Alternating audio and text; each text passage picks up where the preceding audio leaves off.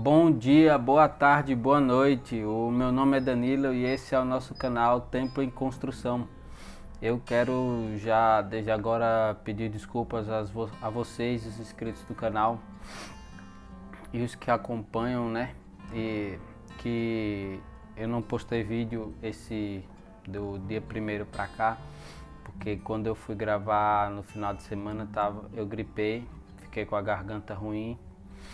E durante o resto da semana, toda vez que eu ia falar, se eu falasse por muito tempo, a voz ia sumindo aos poucos. Então, só tive a oportunidade de gravar agora. E desde já, eu já queria agradecer aos inscritos do canal, e todos aqueles que estão inscritos e assistem os vídeos com o intuito de aprender, porque eu quero que vocês aprendam. Também eu quero tecer meus agradecimentos ao Ravel, a Alcione, a Leidiane, a Marenilde, a Silvandira, ao Cleudson, ao Adailton, a Valéria, a Valdete, minha mãe, Tayane, minha esposa, ao Guilherme, minha tia Dete, e a todos mais que estão inscritos e eu possa não saber quem são. Não sei, né? E eu quero mesmo agradecer muito vocês, muito obrigado por me acompanharem.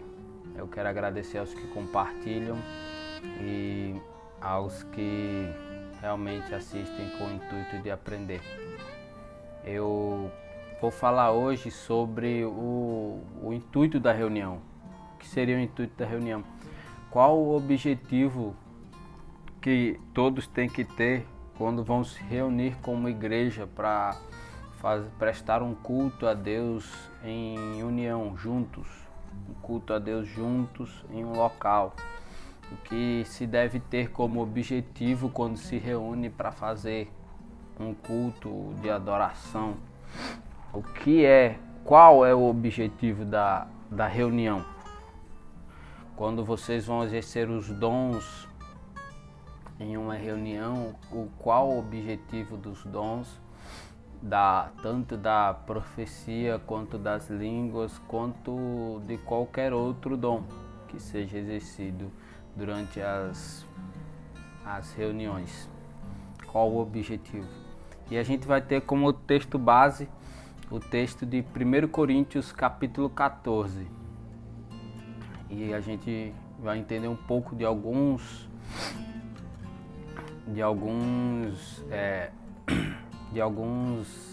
dons que estão exercidos lá, e também qual o objetivo dos cânticos, salmos, hinos, como queiram chamar em um meio religioso na qual vocês vivem, denominação ou seja lá qual seja, grupo, reunião, escola dominical, qual seja o grupo no qual vocês se reúnem.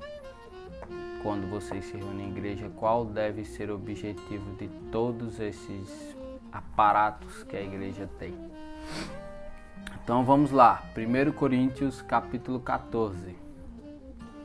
1 Coríntios capítulo 14 diz assim: Segui o amor e procurai com zelo os dons espirituais, mas principalmente o de profetizar, porque o que fala em línguas desconhecidas não fala aos homens, senão a Deus, porque ninguém o entende, e em espírito fala mistérios.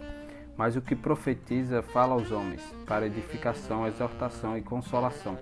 O que fala em língua desconhecida edifica-se a si mesmo, mas o que profetiza edifica a igreja. E eu quero que todos vós faleis em línguas, mas muito mais que profetizeis, porque o que profetiza é maior do que fala em línguas, a não ser que também interprete, para que a igreja receba edificação. Agora, irmãos, se eu for ter convosco falando em línguas, que vos aproveitaria se não vos falasse por meio da revelação, ou da ciência, ou da profecia, ou da doutrina? Da mesma sorte, se as coisas inanimadas que fazem som, seja flauta, seja cítara, não formarem sons distintos, como se conhecerá o que se toca com a flauta ou com a cítara? Porque se a trombeta der som incerto, quem se preparará para a batalha? assim também vós, se com a língua não pronunciardes palavras bem inteligíveis, como se entenderá o que se diz? Porque estareis como que falando ao ar. Há, por exemplo, tanta espécie de vozes no mundo, e nenhuma delas é sem significação. Mas se eu ignorar o sentido da voz, serei bárbaro para aquele a quem falo, e o que fala será bárbaro para mim. Assim também vós, como desejais dons espirituais, procurai abundar neles, para a edificação da igreja. Por isso, o que fala em línguas desconhecidas, ore para que possa interpretar. Porque se orar em língua desconhecida, o meu espírito ora bem, mas o meu entendimento fica sem fruto. Que farei, pois? Orarei com o espírito, mas também orarei com o entendimento. Cantarei com o espírito, mas também cantarei com o entendimento. De outra maneira, se tu bendisseres com o espírito, como dirá o que ocupa o lugar do indouto, o amém, sobre a tua ação de graças, visto que não sabes o que dizer. Porque realmente tu dás bem graças, mas o outro não é edificado. Dou graças ao meu Deus, porque falo mais línguas do que vós todos. Todavia eu antes quero falar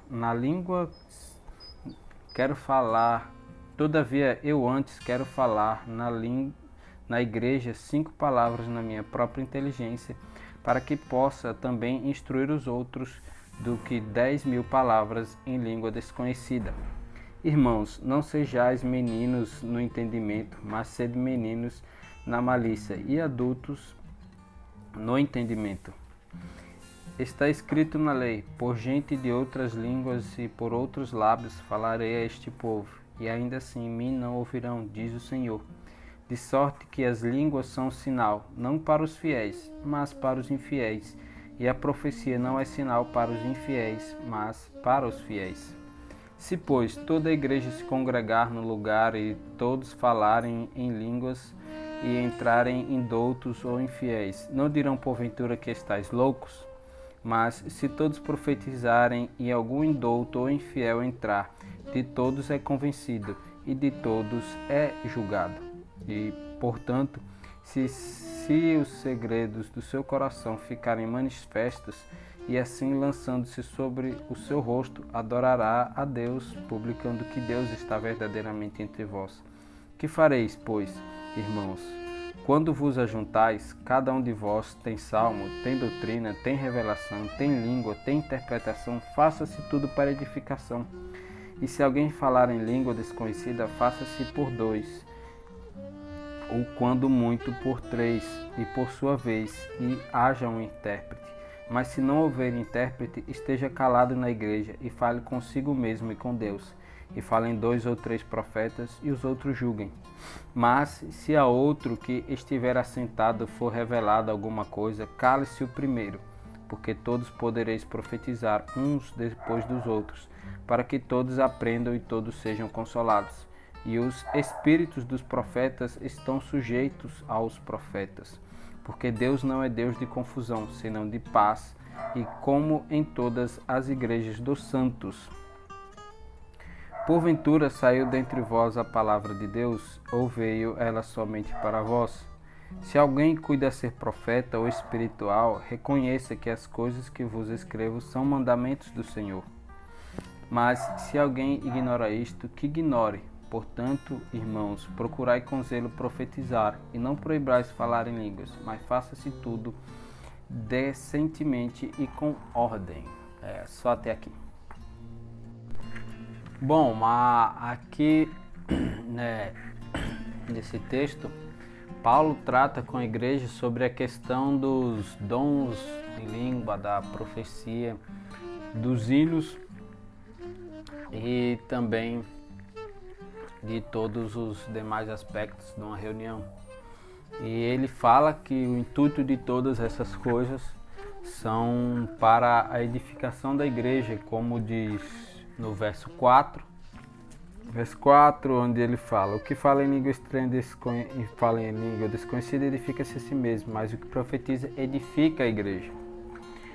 E no verso 5, eu quero que todos vós falais em línguas estranhas, mas que profetizeis, porque o que profetiza é mais do que fala em línguas, a não ser que também interprete, para que a igreja receba edificação. Como no verso 12, assim também vós, como desejais dons espirituais, procurais abundar neles para a edificação da igreja. E no verso 26, que fareis, pois, irmãos, quando vos ajuntais, cada um de vós tem salmo, tem doutrina, tem revelação, tem língua, tem interpretação, faça-se tudo para edificação.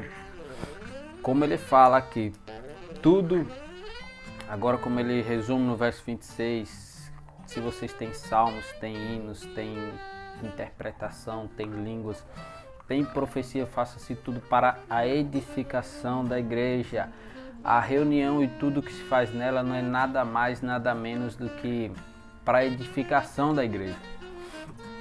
Até o hino que se canta a Deus, o louvor que se canta a Deus é para a edificação da igreja, para o melhoramento da igreja, para o crescimento, para a evolução. Que é isso que significa edificação? Evolução, crescimento, melhoramento, aperfeiçoamento da igreja, dos indivíduos em particulares e do conjunto. Então, se na sua igreja a profecia só está servindo para você encher a sua mente das vontades suas, consolação em relação ao que é da terra, não é isso que significa edificação. Isso aí é só enchimento de ego, enchimento de como eu poderia dizer, eu não acho a palavra agora para dizer, mas como eu poderia dizer, é só para engodar a sua carne. É só para inchar a sua carne com o que você deseja e não com o que é bom para você. Porque muitas vezes a gente pode estar triste, abatido, estar com muita dificuldade na vida e o pastor, ou qual seja o título eclesiástico lá, vai subir lá na tribuna, no altar, e vai dizer o que você quer ouvir para que você não saia de lá. Mas isso não é edificação, porque a edificação, ela, por mais que você esteja triste, ela simplesmente vai te consolar. Mas como ela vai consolar? A profecia, como ela vai consolar? Ela vai consolar com a palavra do Senhor, com suas promessas. E qual seria o caráter da promessa? Não é promessa de trabalho, de você vai ganhar isso, você vai ganhar aquilo. A promessa é que, como ele falou aos seus discípulos, tenham bom ânimo, eu venci o mundo. Nada mais do que isso. Ele venceu. Essa é a nossa consolação.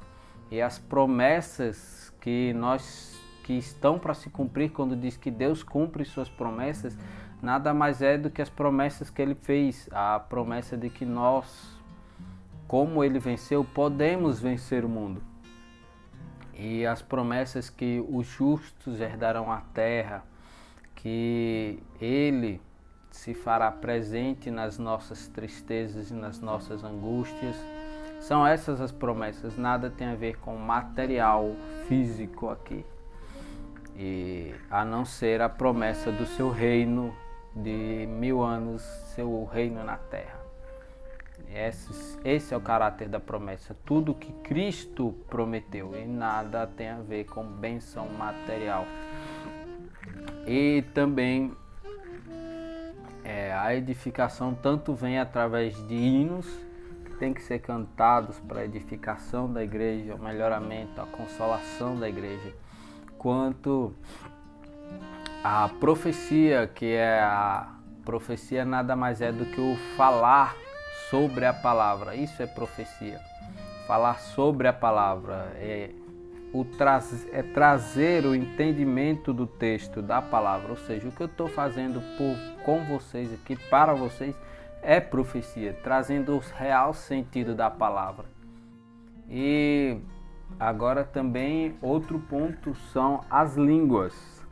As línguas, como é que as línguas servem para edificar a igreja? Aí você me pergunta, Para que serve a língua? Para edificar a igreja. Eu vou lá na igreja, ouço os irmãos falando em línguas estranhas e não entendo nada. Eu acho bonito, mas não entendo nada. Aí o bicho pega. Porque quando a gente ouve falar em língua estranha, a gente pensa que é uma língua desconhecida, uma língua, como Paulo falou em Coríntios 13, é a língua dos anjos. Mas não é. Porque Paulo fala que a língua estranha é sinal para os indoutos, ou seja, aqueles que não são da igreja ainda. A língua é um sinal para eles. E como é que, se você não entende a língua, como é que aquele que está vindo a primeira vez na reunião da igreja, ele vai entender?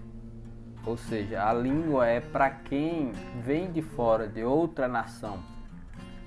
Como está lá em Atos 2, quando o Espírito Santo vem sobre a igreja e todos eles que estavam ali falam em línguas e eles falam em línguas e acabam que alguns entendem, outros não, e os que não entenderam têm eles como loucos. Por isso que Paulo fala que aquele que fala em línguas também ore para que possa interpretar, para que a igreja receba edificação. Ou seja, a língua é um sinal para quem não é da igreja quando aquela pessoa ouve você chega na reunião e ouve você falar uma língua natural dela, como era em Atos. Que gente de outras nações vinham e viam que aqueles judeus pobres, que não tinham instrução, falavam na língua natural deles, da nação onde eles estavam. E dessa forma eles se converteram assim, porque viram que aquilo era um sinal de Deus, falar em línguas que eles nunca tinham ouvido.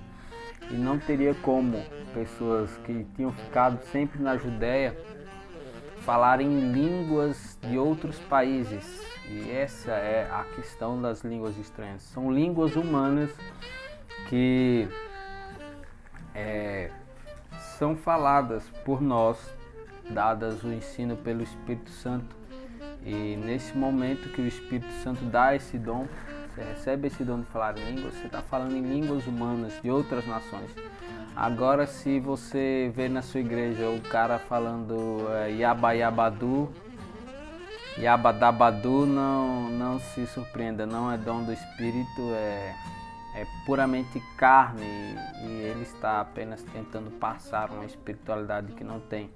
Ou seja, como Paulo também diz, se alguém fala em línguas e não interpreta, fale consigo mesmo, esteja calado na igreja. E quando tiver quem fale em línguas, se tiver, seja muito 2 ou 3, e tem que ter intérprete, cada um fale por vez, por sua vez.